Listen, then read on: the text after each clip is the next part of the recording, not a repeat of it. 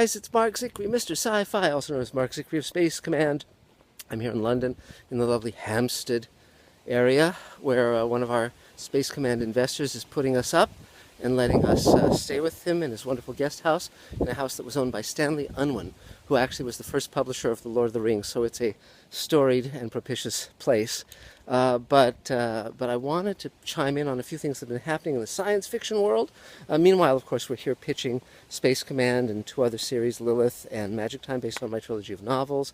And we're also pitching a number of Elaine's movies, and we've been meeting with Lord Peter Hayne, former Member of Parliament and Secretary of State for Northern Ireland and Wales, on a they want us to come aboard a feature project which is a memoir about his parents during the apartheid South Africa era. They were activists. An amazing project. We're heading up to Wales tomorrow to meet with his 90-plus-year-old mother, who was one of the principal characters in that story. So it's been an amazing time. We met with Frank Spotnitz yesterday, creator and executive producer of Man in the High Castle, as well as executive producer of The X-Files, and Medici, a show that's coming up with Dustin Hoffman and Kit Harington, who plays Jon Snow on Game of Thrones. And Frank's been advising us and mentoring me, and he's currently reading the Magic Time novels to see about us doing them as a show together, potentially. But we showed him the Space Command opening sequence that will be premiering at our Space Command panel at Comic-Con, and he was very impressed, which was great, which was very encouraging. So we'll be putting that out to the world soon once we show it at Comic-Con. We've been showing some of it to executives here. Amazing things are happening, more amazing things to come, but that is not what this Mr. Sci-Fi presentation is about. I wanted to talk about things that have been going on in the world of Star Trek. Now, many of you know that it is Star Trek's 50th anniversary this year, and I was a kid when that show debuted, and that was it for me. That was the thing that made me want to be a writer, producer in TV, in addition to Twilight Zone and Outer Limits. I got a Christmas present of a trip to the Star Trek set for Turnabout Intruder, the last of the original Star Trek episodes ever aired, and it was just a watershed moment for me. But so I've been living in the Trek universe ever since then, and many of you know that I co-wrote and Elaine and I directed and executive produced World Enough in Time, which you can watch in its entirety at markzickery.com, which is the George Takei Star Trek episode we did, Star Trek New Voyages episode, that was done with George Takei, which was nominated for a Hugo and a Nebula Award, etc. So that's all. If you've been watching Mr. Sci-Fi, you know all this stuff. Why am I talking about it? Here's what's going on. Axanar raised over $1 million of another Star Trek project, fan film, independent fan film, and as a result of that, they were sued by Paramount, who claimed copyright infringement. The question has always been, with Star Trek fan films, Star Trek Continues, Star Trek New Voyages, whether there'd be any point at which Star Trek, Paramount, and CBS cracked down. And in fact, before I did World Enough in Time, I actually had lunch with J.J. Abrams and said, "Is this okay with you?" Because by then he announced he was going to do the first Star Trek movie of his, and he said it was fine. So that gave me the feeling that I'd be okay moving forward.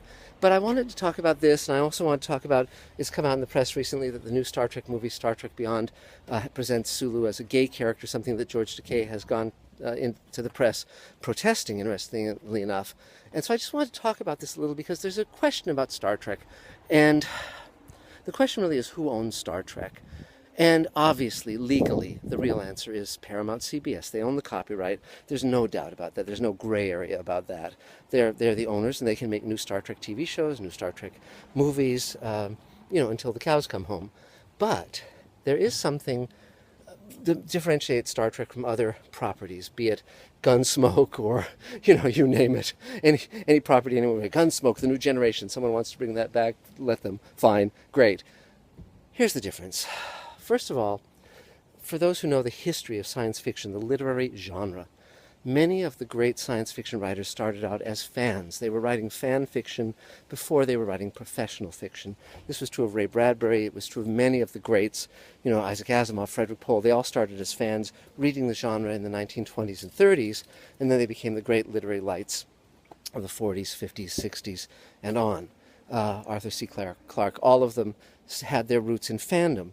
And science fiction fandom has a great tradition of fan fiction, people writing in the shared universes, in the universes of other writers, writing their fan fiction.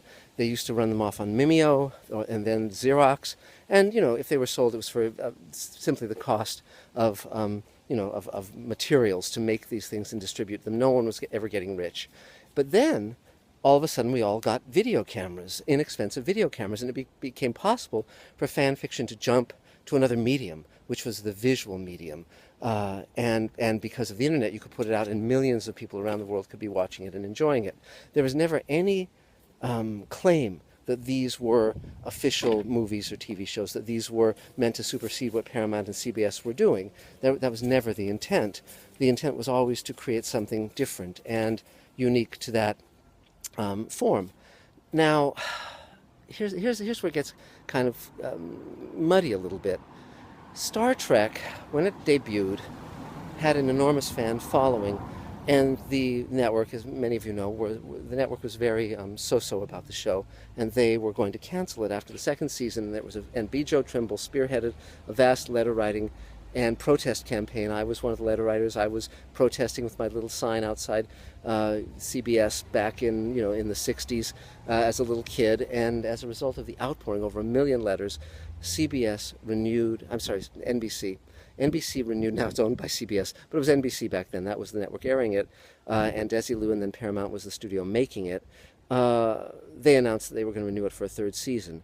Now, if it hadn't been renewed for a third season, there would not have been enough episodes to put in syndication. At 79 episodes, there were barely enough as it is. Usually 100 episodes is continued to break even, but 79 episodes was enough, so it could be what was called stripped. It was aired every single day, and that allowed people to start watching it who had not watched it on its network run, and all of a sudden it started gaining a vast fanship, a vast following. And then the fans again started putting on fan conventions, science fiction conventions, Star Trek conventions, where they could gather together and they could get to know each other. And that led to a worldwide movement where Star Trek became one of the most popular franchises ever in the history of television. And that led to Star Trek The Next Generation, which again Gene Roddenberry created, and that led to the Star Trek movies that originally Gene Roddenberry was overseeing, but then others took over, Nicholas Meyer, etc., and they were vastly successful, all well and good. So here's where things get a little bit muddy. When James Cawley started doing Star Trek New Voyages, he had the interesting idea of bringing actors and writers who'd worked on the original show onto Star Trek New Voyages. And so Dorothy Fontana, who wrote and story edited the original series, wrote an episode featuring Walter Koenig, who played Chekhov. And the episode I saw that got me enthused about Star Trek New Voyages, that made me want to do the Sulu episode, was a sequel to one of my favorite episodes, The Doomsday Machine, and this brought back William Wyndham, who guest starred in that episode, as well as Malachi Throne and Barbara Luna, who guest starred in Star Trek episodes.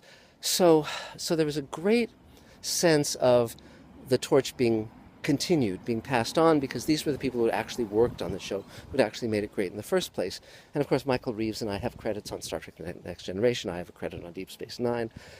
So again, and the whole genesis of World, Love, and Time was they were going to bring back Star Trek as a TV show in 76, 77. Michael Reeves, my dear friend Michael Reeves, an Emmy winner for the animated Batman, came up with a great Sulu story. He pitched it to Paramount, and they loved it, but then Star Wars came out. Paramount decided to make the Star Trek movies instead. They pulled the plug on Star Trek Phase 2, what they call the series, after a year of development, and so Michael's Sulu story never got made, but I remembered it.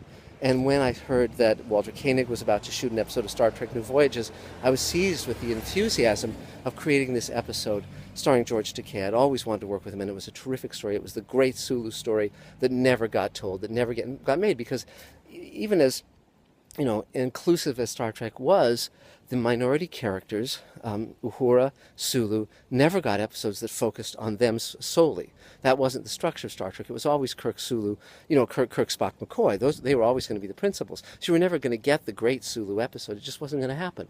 And, whether that was a feature of racism or not, that's for others to say, but it was certainly a feature of the structure of the original show. And you're never going to get a great Sulu story in the movies either, because, again, the movies were always featuring on Kirk, Spock, McCoy, principally Kirk, Spock. So I was aware that if I didn't do that Sulu episode, it would never get done. And for me, it was bringing that wonderful story into creation. And it wasn't about making money. I didn't care about that. I knew this thing could never probably be sold. And actually, interestingly enough, CBS and Paramount executives did meet with me after we completed it, and we did have talks. They wanted to sell it and as downloadable as DVD and Blu-ray, and those fell apart because getting through an executive hierarchy is very difficult, and they couldn't push it through. But there were people in the hierarchy who did want it. So, but I was very glad and very proud that I was able to put this thing into the world, and that people can now, 10 years later, still watch it and enjoy it. But now what's happening is Paramount, it's a fascinating, twisty and turny kind of story. Paramount was suing Alec Peters of Axanar to stop making Axanar because it was infringing copyright, and then all of the other Star Trek fan films, Star Trek Continues, Star Trek New Voyages, which was also at one point called Star Trek Phase 2, they were worried that they were going to be shut down as well. And then J.J. Abrams and Justin Lim, the director of the new Star Trek feature, Star Trek Beyond, came out at a 50th anniversary Star Trek event with the fans and said, "We have talked to Paramount, we have told them to stop the lawsuit." And this was very public. They wanted the fans to be able to create their visions as well. And though last I've heard, the lawsuit has not been stopped. Hopefully it will be. But here's the thing. Then Paramount issued guidelines as to what they would allow and what they would not allow with the fan films. And what they said they would allow is it has to be. And at first I was thinking maybe this was just the lawyers and people who didn't care about Star Trek. I've subsequently learned that some of the people drafting these guidelines actually are huge Trek fans. But here's the problem. They say, well, you can only make a Star Trek fan film that's 15 minutes. You can make maybe two together that would be 30. You certainly can't do an hour. You can't ever continue beyond that. So Star Trek Continues, Star Trek New Voyages, that has to end. Additionally, you have to use Star Trek licensed products if they're available. And you cannot use anyone who's worked on Star Trek or worked in the industry. Now, first of all, I don't think that that's legal, because I never signed anything that said I couldn't work on whatever the hell I wanted to work on. No one can stop me in that way. That's restraint of trade. Even if I'm not being hired, it's still, I never signed an agreement saying that. And so they're on very thin ice there, I think. But legally, I think if someone challenged it, they would have very good grounds to challenge it. But more than that, and again, this is not, I'm not discussing the legalities of this. I'm discussing the prudence of it. And here's my thought, and people can disagree. Some people say, oh, they have the copyright, and that's it, and it's black and white, and everyone is violating copyright. And okay, well, that's true, except here's fan fiction creating wonderful alternative stories, utilizing these actors. And here's where I think there's a problem. Let me see if I can articulate this. I'm in London. It's wonderful. Look, that's a London bus going by. Here's the problem. There's a certain kind of story they want to tell in the new Star Trek TV show, the new Star Trek movies, which is fine. New people, new enthusiasms. They've even got Nick Meyer on the TV show. Great. I hope these things are terrific. I haven't seen Star Trek Beyond yet. I hope it's great. But the Star Trek fans, some of the people doing those shows and those movies are doing them for the money, some are doing them for the career advancement, etc. Certainly the studios and networks are doing them for the money primarily. Anyone who's working on a fan film, they're doing it for the love of it. They're not even doing it for career advancement. They're doing it because they love Star Trek. They want to create something. They want to view these characters. And here's what my alternative would have been, that Star Trek and Paramount just license the fan films, sell them for a small amount of money. They'd generate a lot of money for the studio and network. It would be marketed as fan fiction, just like Amazon recently greenlit selling fan fiction for Pretty Little Liars and several other franchises that allowed them to sell them. In fact, the executive producer of Pretty Little Liars, Joe Dougherty, was writing and selling fan fictions, licensed fan fiction for Pretty Little Liars. Vastly popular. It was working out. It was a win-win for everyone. And this would be a case with them licensing the Star Trek fan fiction. Everyone knows that Star Trek fan fiction is not the official Star Trek fiction, quote unquote. No one's going to mistake World Enough in Time for the latest J.J. Abrams movie. But if it were licensed, if it were downloadable content that you could license, the studio wins, the network wins, the fans win. It's a win all around. There's no lawsuits, there's no bad blood between the studio and the network and the fans. Because again, you want to have a healthy fan base, you want to have an enthusiastic fan base. But here's the other part that no one has discussed, and I think it's worth discussing. And I started this at the beginning of my little talk here. Who owns Star Trek? And again, Paramount CBS owns Star Trek, clearly, legally, clearly. But do the writers who wrote for Star Trek originally own Star Trek? Do the actors who played those iconic roles have any ownership of those roles? Well, not legally, but in terms of them understanding that world, understanding, those characters, perhaps so. And so, but here's the thing, and here's the point I wanted to make. The studios and the networks would never make another Sulu story with George Takei. In fact, when we did World Enough in Time, Michael Reeves and Winston Engel and I worked up a Captain Sulu series Bible, a Captain Sulu 2-hour series pilot. We outlined it. I went in, I pitched to CBS. They had no interest in doing a Captain Sulu series, although George Takei would have been spectacular. This was 10 years ago. At some point I'll put it up online and people can look at it. It would have been a wonderful show.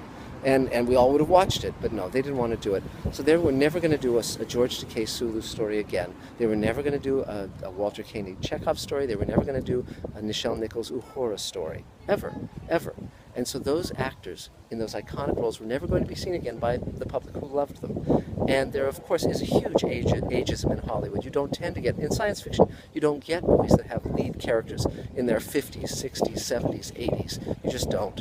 I mean, thankfully, in the new Star Wars film, you see Harrison Ford, you see Carrie Fisher, you see Mark Hamill. That's great.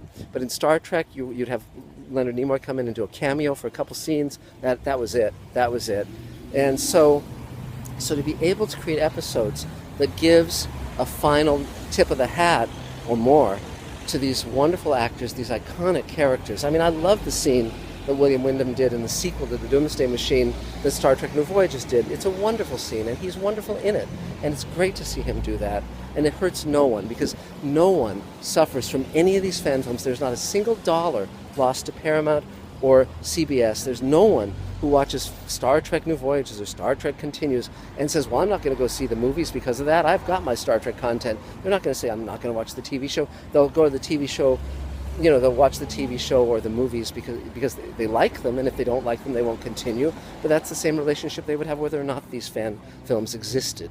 So again, it's really a question of allowing these actors an opportunity, allowing these writers an opportunity, allowing the fans to enjoy it. It's exactly the same as if we put on a play at a convention or put on a play in a 99-cent equity waiver theater where everyone's putting on a show, or at a high school. It's very much that spirit of no one's going to profit, no one's going to get rich. We're all going to just see a story that we love to see with actors we love to spend time with, that the studios and networks are never going to give this opportunity to ever again. So that's my thought in terms of that. It would have been a win-win. It's short-sighted of the studios and networks. It's petty. It's unnecessary, in my opinion. And of course, there's going to be tons of people with tons of other opinions. Fine. I'm just very glad that in that brief window of time, I had the opportunity to make this terrific episode with George Takei. It's my favorite of everything I've ever done in television. I brought my A game to it. Everyone else did too. I urge you to watch it. I think you'll like it too. MarkZickery.com. You just click through, you can watch it. And it was 3 years of my life making that episode, and I'm hugely proud of it, and I don't regret a moment of it. It was a great experience, and George Takei was phenomenal to work with. And then here's the final thing. So then they just announced that in the new Star Trek movie that the Sulu character is gay, and Simon Pegg came up with that idea, and he thought that was kind of a tip of the hat to George Takei. And then of course George Takei comes out saying, please don't do this. He met with the producers and the writers and so forth and said, please do not do this. Sulu is not gay, and it's a violation of the character, which is very interesting because George Takei, of course, is gay and very outspokenly so. And interestingly enough, just before we did World Enough in Time, George came out, and he was in fact a little nervous that perhaps him coming out, I'd be, have some trepidation about him playing Sulu. Of course, I had none. For one thing, I'd known that George was gay for a long time, but that didn't affect me at all because I don't, if an actor's gay, playing a straight character, playing a gay character, that's fine. They're actors. The same with straight characters playing gay characters if it's respectful and not a stereotype. For instance, in Space Command, two of our lead characters are in a gay marriage. And that's absolutely fine. It reflects the world we live in. I wholeheartedly endorse it. But the reason that George was saying, please don't do this, is because he created the Sulu character. Who better than George Takei would know, if that character is gay, how he performed it, how it was written, what Gene Roddenberry's intent was. And they, of course, ignored him, and they're going to do it the way they wanted to do it, because now they own Star Trek. And perhaps that's okay, I don't know. For me, you know, when an iconic actor comes in and says, please don't do this, I would have listened. I would have changed it. You know, because for one thing, in World Enough in Time, we, you know, in my head as a writer, producer, director, I decided Sulu's straight, George Takei's gay, he can certainly play him, not a problem. But Sulu was a straight character, simply because in that episode he's married, he's marooned with a female crew member, they have a daughter. You know, it leads to an explanation of how he had the other daughter, you know, within the Star Trek canon. It was our explanation of how that happens. So, but certainly I would honor George Takei's wishes.